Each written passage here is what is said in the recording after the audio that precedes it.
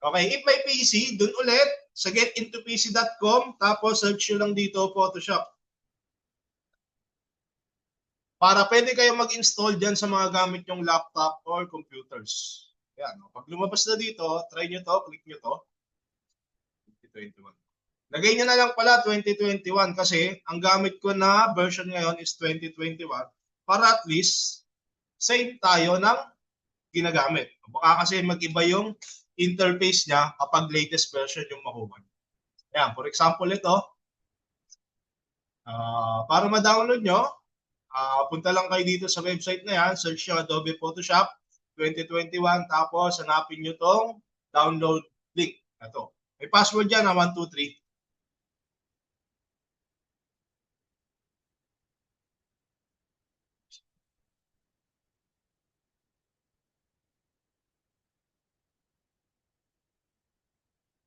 Okay, so pag na-download yan, ito na yon.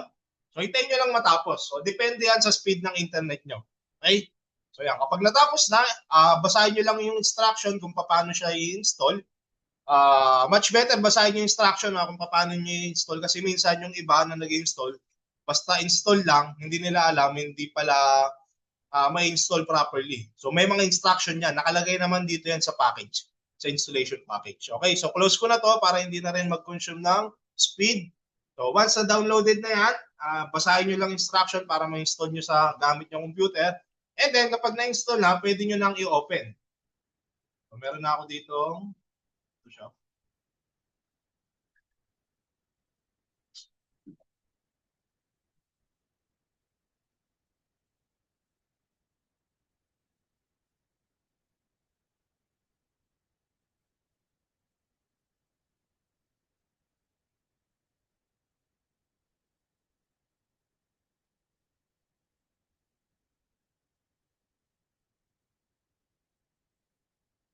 Okay.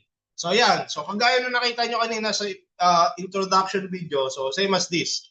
So now, ang gagawin natin, ang first activity natin is tuturuan ko kayo kung paano nyo dito, magtanggal ng background sa isang image. Okay? Now, ang gagamitin yung image, pagbukas nyo ng Photoshop, tapos meron na kayong mga naka-ready na image dito. So like this, for example, ang gagamitin yung image ay hindi kayo magda-download. Kailangan mo yung sarili nyong picture with complete uniform. So ito yung magiging first activity nyo. So hahabulin ko kasi yung mga grades na hindi natin nakakuha ng prelim. Okay? During those past dapat session natin. So ganito po. So dapat meron kayong picture na sarili nyo. Complete uniform. Yun yung gagamitin nyo. Tapos, for example ito, para malagay nyo sa Photoshop, open nyo yung Photoshop tapos pwede nyo i-drag and drop. Okay? So pag na-drag and drop na, yan, kagaya niyan, meron tayong mga students dito. So ang kailangan mangyari is tanggalin natin yung background niya. So kagaya na ito, white lang naman siya. So ano po ba yung ways para matanggal natin yung background? Using Photoshop ha, hindi kayo gagamit ng ibang any AI software. Baka mamaya mag-upload lang kayo sa internet tapos i-paste nyo na dito. Okay? So dito gagawin nyo Photoshop. So paano nga ulit? Punta kayo dito sa ating tool. Meron kayong makikita dito na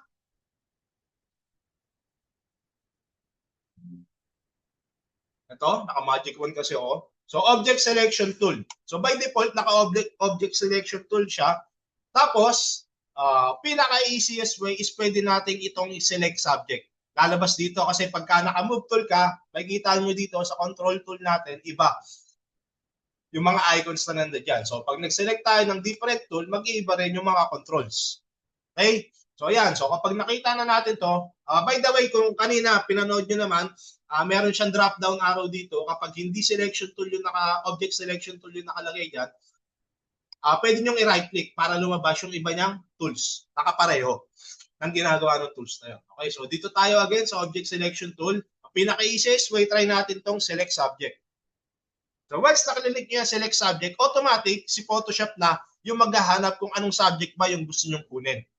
Okay, so kagaya niyan, yung mga picture ng students yung kinuha niya sa selection, di ba? So zoom natin. So yung zooming and panning natin, alt, same lang din sa Adobe Illustrator ha. And then, makikita nyo, automatic selection siya.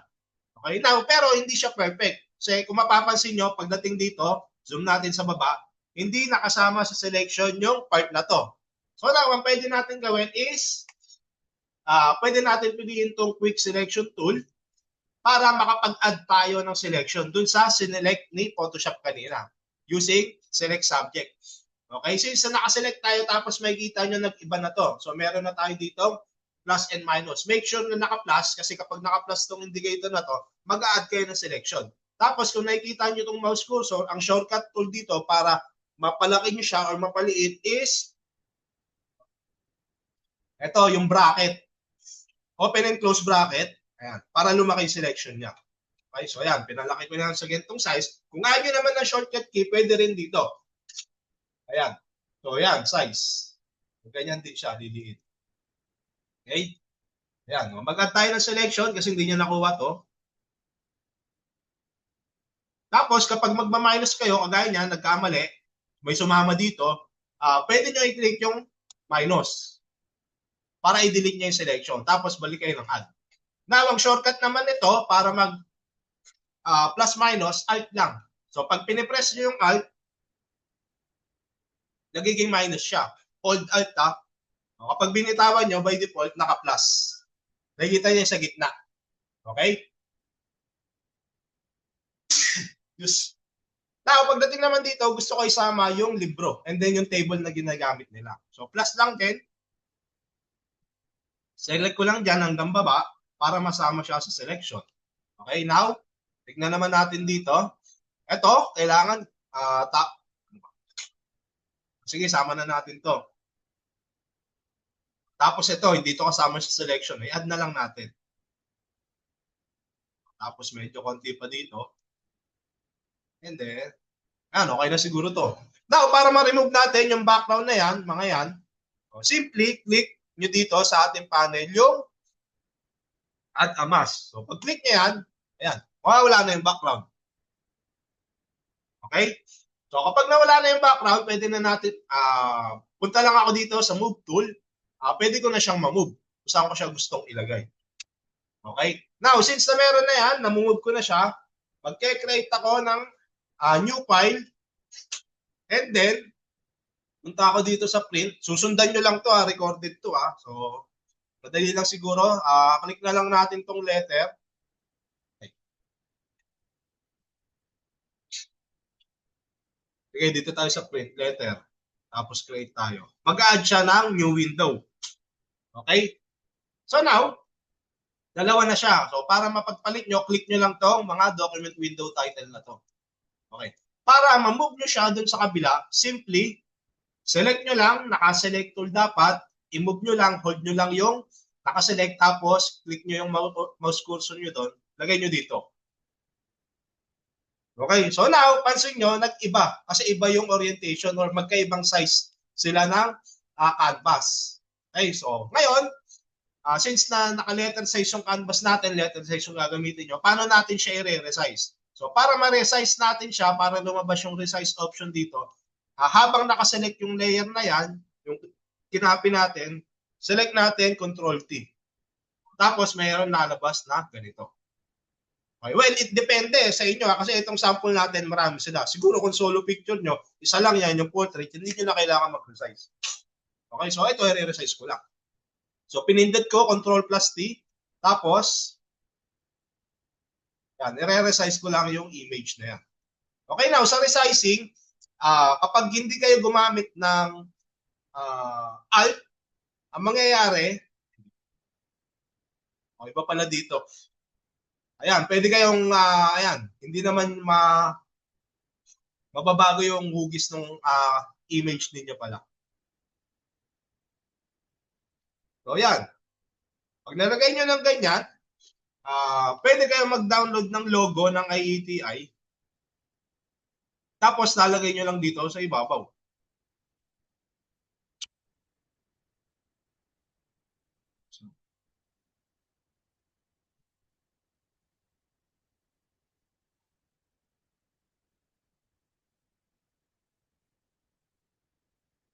Pwede copy rekta. Tapos paste nyo na dito. Yun na siya. Ctrl-V, pinaste. So ito na yan. Yan yung layer 2 na yan. So now, paano nga ulit natin yung i-resize? Sige nga, kung nandiyan pa kayo, anong pipindutin natin? Okay, walang nakinig.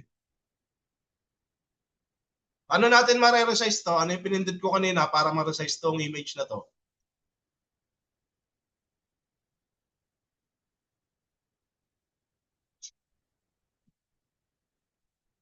Okay, pwede natin press natin shortcut to Control T. Control plus T, basta selected yung layer.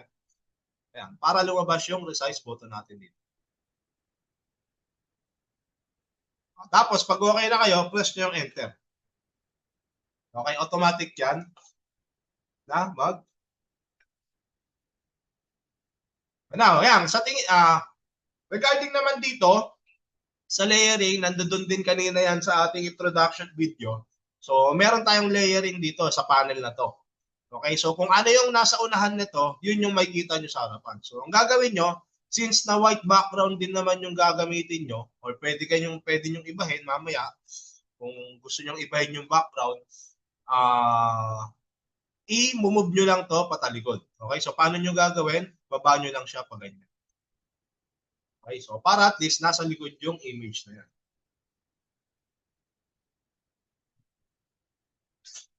Okay, as simple as that. Kapag ka nagawa nyo na yan, para at least magkaroon kayo ng idea kung paano mo siya gumagawa. So simple steps lang muna yung ibibigay ko sa inyo. Pag nagawa nyo na yan, pwede nyo nang isave. File, kailangan letter size, hindi nyo nababaguhin to. Pwede kayo maglagay ng background na gusto nyo. O kung maglalagay kayo ng background, kailangan yung kinapin yung logo na yan, or kung meron kayong logo na nakakakat na to, kailangan na wala na yung puti na square niya. Kung paano yung ginawa natin dito, ganun din yung i-apply dun sa logo. Okay, for example, yan. Ngayon, pag okay na yan, meron na kayong own picture, tapos may logo na nasa likod, save nyo na. File, save as, JPEG. Pag pipili kayo ng JPEG, ito lagi yung piliin nyo. Dalawa kasi yan. Huwag yung JPEG 2000, ito lang. Tapos, lagyan nyo na ng PA, means prelim activity. Tapos, save nyo na.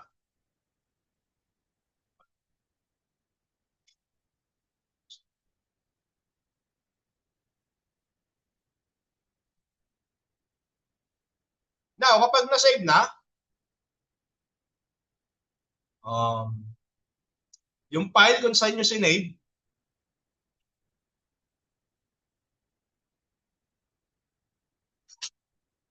so ito na siya. Ito na yung file na yon. Image na siya. Okay? So yan. Yan ngayon yung i-upload nyo sa inyong Google Drive folder kanina.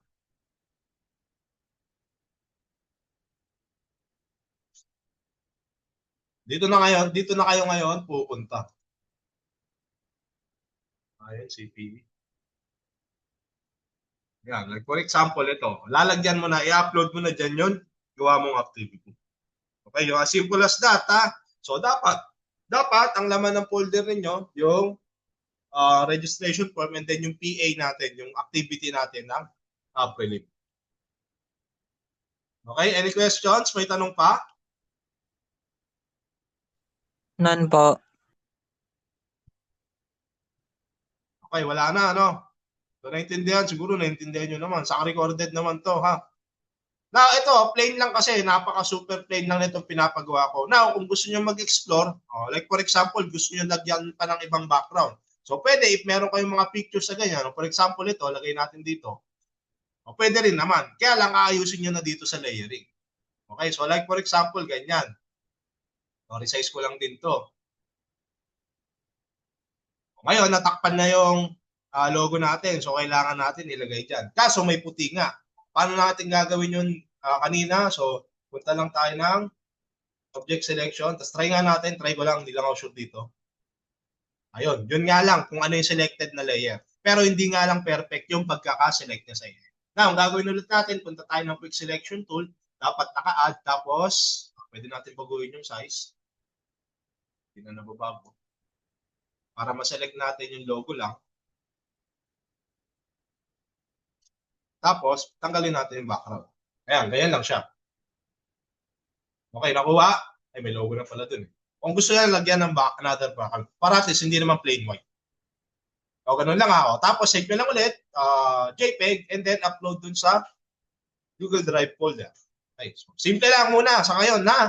Okay. Now, yung mga walang computer, recorded naman to, at least sa panahon nyo na, or sa mga hindi nakatin ngayon, pwede nyo panoorin ulit mamaya para at least pagdating natin next week, set ko yung schedule kung alauna ba or alas 3, check natin next week sa room 201 tayo para magawa nyo rin itong activity na to.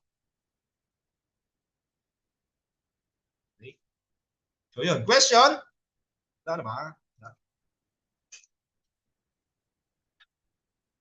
Okay, so kung wala nang question, maghahatid pa ako. Bababa na kasi ako.